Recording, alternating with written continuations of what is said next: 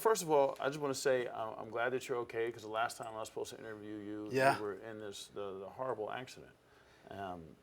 Crazy. What was that like? So we were coming back from skiing, and we were just a mile from the airport, and tried to step on the brakes and slid through an intersection, and then got plowed by a pickup truck, and then the windshield busted and the airbags went off, and then we flipped into a ditch, and I've got my wife and my 2 kids in the Jeep, and fortunately we were okay. I mean, we got out unscathed, 14 stitches, a concussion, a lost tooth, and a sprained ankle, and we were really blessed. Unbelievable. How does an experience like that change you, or does it? It does. I mean, it gives you a wake-up call. First, always wear your seatbelts. Don't even joke about it. Even if you're in an Uber, you never know, right? 2, it just gives you a wake-up call about how blessed we are to and enjoy the time you have, because it could change in a second. Absolutely. Yeah. And last night, State of the Union. Yeah, big night. Thoughts? Well, listen, 1, it was kind of long, but 2, their State of the Unions are tough. They're usually like a shopping list of things that the president wants to get done. This one had some inspirational moments, you know, a hat tip to the greatest generation, some of those personal stories that were woven into the speech, and it changed the dynamics of the speech, which I think worked out pretty well for the president overall. Everybody talking about that now iconic picture of Nancy Pelosi clapping behind him. Yeah. Thoughts on that? Well, you know, it's now divided government, and it's a much different deal. And you know, the white outfits with in the audience, I thought that was really an interesting moment when he said he congratulated them, and they all stood up and clapped. I mean, obviously they're all in the job because they ran pretty much against him. But there was clearly a unified message by the Democrats about 100 years since suffrage. Trump in 2020? Yeah, I mean, I think he's going to run. I think it's pretty clear he's going to run. Last night was the first part of that race. It's going to be fascinating. I think Twitter will be very active. Thoughts about the president and his use of Twitter? He's used it as a printing press. Is it overuse? And does he ever cross the line, do you think?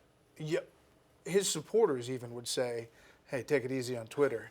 But I think he has seen it as a benefit to talk right to his base, mostly, but to get his message out outside of us, a screen in the media. So I don't think politics is ever going to be the same after Donald Trump. Thoughts on the whole probe Miller investigation? I think it's coming to an end. I mean, if you believe all the people who say they know something, I think it's coming to a head. We don't know what we don't know. I think there's a lot that we have to learn about the Mueller probe, but it's going to be explosive no matter what happens. What's the energy like in D.C. surrounding that probe? Because it seems to be getting intense. It is intense. I mean, it's people are on edge, waiting for every day. You know, you've got your phone ready to get the alert that it has dropped. I think we'll get some heads up, but I don't know. I'm hearing within a month, but I heard that a month ago. I gotta bring up Cardi B. Yeah. It seems like the Democrats have kind of tapped her a little bit to. I mean, she could be 21. She could be number 21 in the race. Who knows? What did you think when, I mean, she put up this post on Instagram and it was all over the news. Right. And people were talking about it, and then Congress people started talking about it. Senators started talking about it. I mean, that's how it happens. It just you know, inflames, and it's not about experience. It's about eyeballs and ability to connect. And I saw on one of your celebrations, holiday party, you were. Yeah.